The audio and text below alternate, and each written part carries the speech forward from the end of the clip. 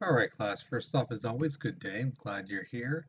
So we are going to be looking at one more thing about the President of the United States. Okay. Now, like I said, this is the um, one of the branches we're going to be looking at. Next time is going to be Congress, and then if there's time, we'll get to the judicial branch. Okay. Now, I know in class we talked about the amendments because I want to spend time in that talking to you about the amendments and answering any questions, whereas the information about the president, it's just there.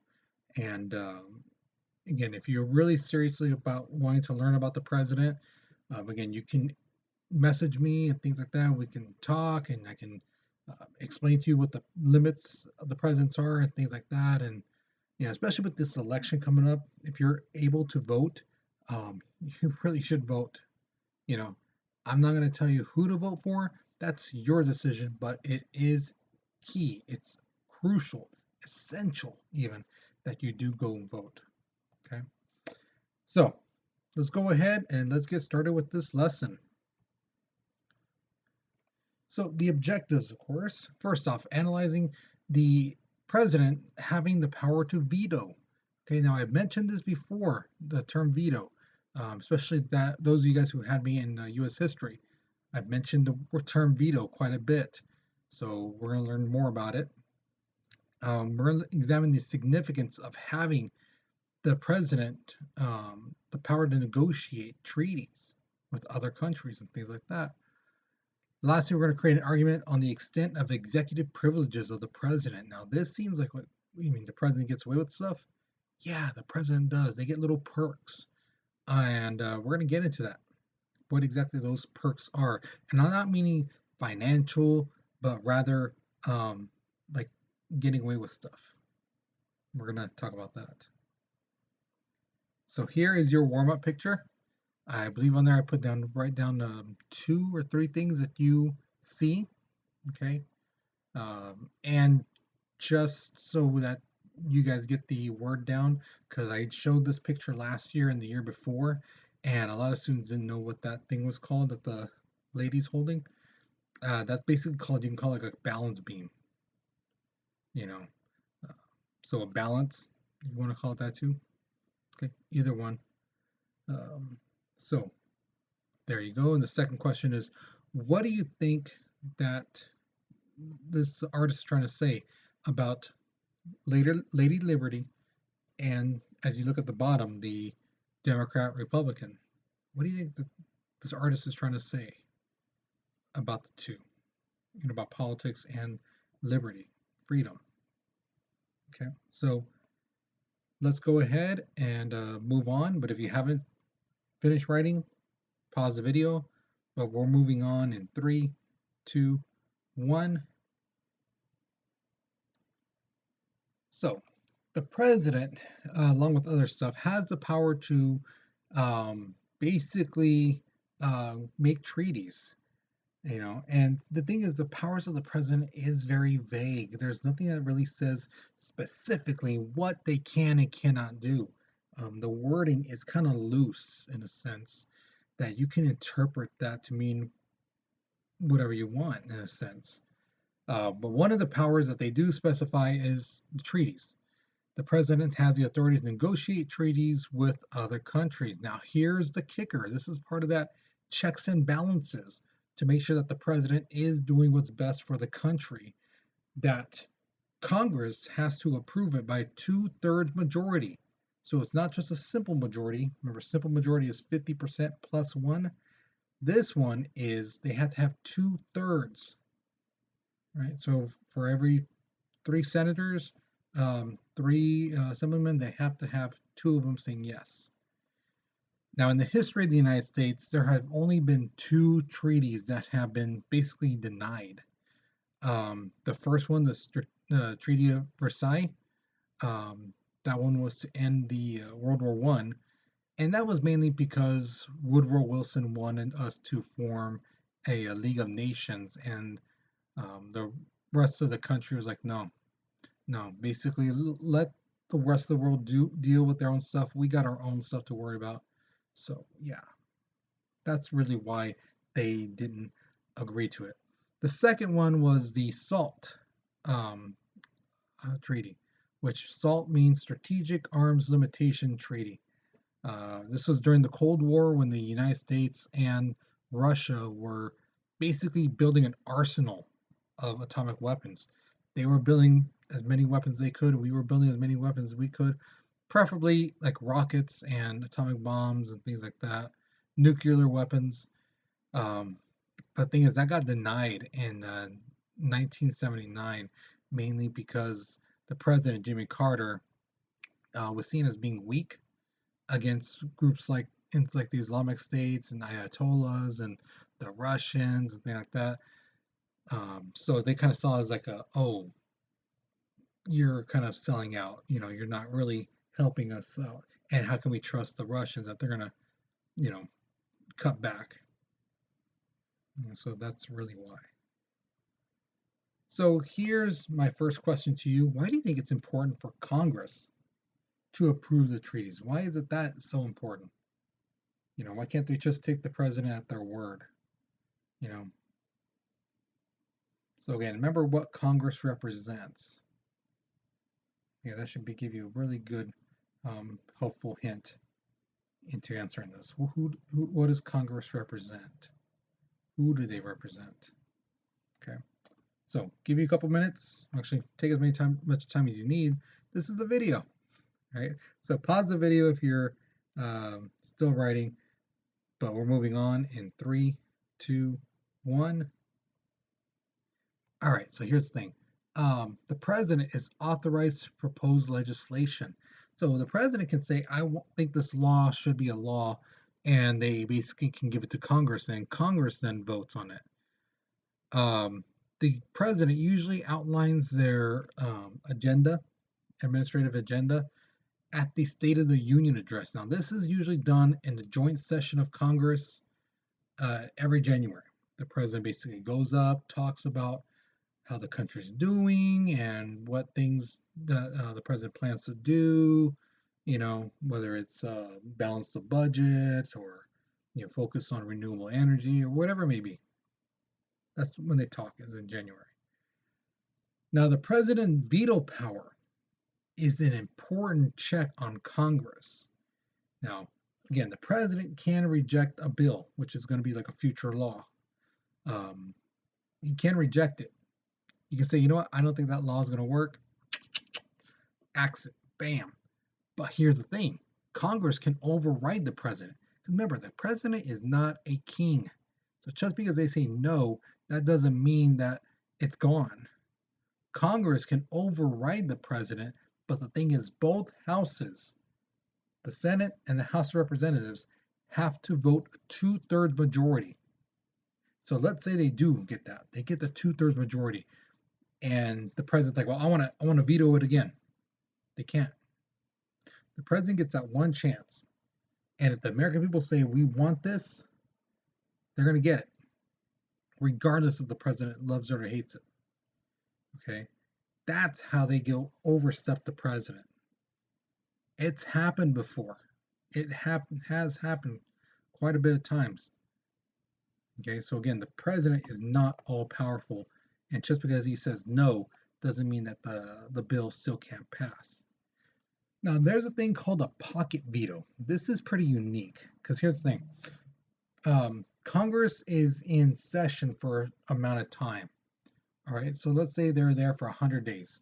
Okay, it took them 20 days to get together, vote on whatever the issue may be, right? So now they're at 90 days and they tell the president, here's the bill. The president could easily sit on it and not write it, because the thing is, he has a certain amount of time to write it out, to say yes or no. Okay, now if let's say he has a lot of time, let's say instead of a little bit of time to sign it, he has a lot of time. If he does not sign it, it then becomes a bill. If he signs it, it becomes a bill. But if he vetoes it, then it goes back to the House. But when there's less time, I think it's 10 days. He has like 10 days to sign it. All right, 7, 10 days. Hold on, give me 1 second. All right, so I am right. It is 10 days. So let's say the president says there's 9 days left. The president can then basically not even sign it, because by the time if he does sign it, the session's going to be over, and Congress will not have enough time to vote on it again. Um, and that's where the pocket veto is. Uh, they won't have enough time to get the 2/3 majority to. If it took them 20 days to agree on it, it's going to take even longer to get that 2/3. You know, and let's say the president does. Let's say there's 10 days, 15 days, and he's at the ninth day. He says nope, and uses that veto again. The Congress doesn't have enough time to get everyone together. Get as many people as they can on their side, because the time is fighting against them. That's a pocket veto. And there's been presidents who've used this so many times. It's not even funny. So here's my question to you. Do you think the president should have an unlimited amount of vetoes, or should they be limited? Should they have like maybe 30 vetoes a year? You know, or should they basically, because remember, these, as long as Congress puts out bills, the president can either sign it and it becomes law, or he can not sign it and after 10 days it becomes law, or he can veto it. Okay. Now these laws can be different things, good, bad, doesn't, who knows. But the thing is, should the president be limited on how many vetoes they have, or should they just continue having an unlimited amount? They could say no to every single bill that comes through, and unless Congress gets a 2/3 majority, it won't pass. So what do you think? Okay, take a moment, think about it, write it out. If you say yes, what is the limit? What number would you put it at? If you say no, why? Why should they have an unlimited? Okay, so we're moving on in 3, 2, 1. Now, here's one of my most favorite things about the president. It's these things called inherent powers, executive orders, and executive privileges. Inherent powers, it could basically mean it's how can I say, it's like it's inferred in the Constitution. It doesn't say directly like this is their power, this is what they have. It's kind of, again, vague. The Constitution gives the president in foreign policy an appointment to receive and appoint ambassadors. Okay. Um, Now the thing is, executive agreements with other countries doesn't really require the Senate to basically act on it. Okay. Um, Sometimes the Senate can't do anything about it because the president can say that's my inherent powers. It's what it says in the Constitution. Um, and basically, the Supreme Court agreed, saying, yeah, these type of things are within the president's power. That they do get some little perks here and there. It's not really mentioned word for word, but it's not, again, it doesn't say they can't do it. It doesn't say they can do it, but it doesn't say they can't do it. So they tend to give them that power. Okay. Now, executive orders. This is one of my like favorite things. Like, wow. It's an order, rule, or declaration by the president that has the force of law and requires no action from Congress or state legislature. So, in other words, this is something that the president says this is how it's going to be, and I'm making it so. Congress can't fight it. They really can't. The only way that they can is if it is in some way through has to go through a legal system unconstitutional. Now, a big one that happened was when Obama was president, and he did the health care, you know, the Affordable Care Act. Right away, there were some people suing, saying that the government can't do this and it oversteps their boundaries and it interferes with my rights as a citizen. It went all the way to the Supreme Court, and what happened was the Republican people loved this because at that time the Supreme Court was ruled by Republicans, people who were identified as Republicans. But thing is, they looked at the law and they were like, it doesn't really step on your freedoms. It really doesn't. You may not like it, but it doesn't mean it violates your freedom. So they struck it down. And that was a major blow to those Republican people who hated Obamacare, or the Affordable Care Act, as it was, originally called. Um, so stuff like that, the president can do that kind of thing, and there's really nothing Congress can do. Now, executive privileges. This is the president decides when information can be released, and what cannot be released. Basically, the president can claim executive privileges based on several things: separation of power, the need to protect diplomacy, so conversations between foreign powers, military secrets, and the notion that people around the president could feel free about giving advice. This is why they did that. Okay, so if let's say the aliens, let's say there were aliens that landed, the government easily could say no, we're not going to talk about that. We don't want to talk about that. Why? Because that could be military secrets. We're developing something with their technology. Okay, that would be. And if they just said, "Oh yeah, we have alien technology," you know how quick other countries would see us as a threat and would attack us, or you know, try to send spies and things like that to infiltrate.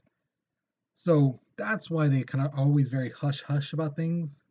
So that's why these conspiracy theory people always are pumping up things like the government does this, the government does that, um, because they think they know, and because of the executive privileges, where it's all hush hush, it just fuels the fire in people to think that we didn't land on the moon, we have aliens in Roswell, and all this stuff. So I'm sure you guys remember that Area 51 infiltration um, thing that they wanted to do this summer. Okay, so all right. So here is your next question. What is your opinion on the executive privilege clause? Do you think a president should be able to use this anytime they deem it necessary? Or should they have to justify it, saying, you know what, we're not going to talk about this because it deals with national security, and because of that, we can't talk about it, and it's for your own good. Would you rather have that, them telling you that kind of stuff, or just straight up like, no, we don't got to explain ourselves for nothing, you know, as opposed to we're doing this for your own good, for your own protection. Other countries might be looking at us, whatever it may be.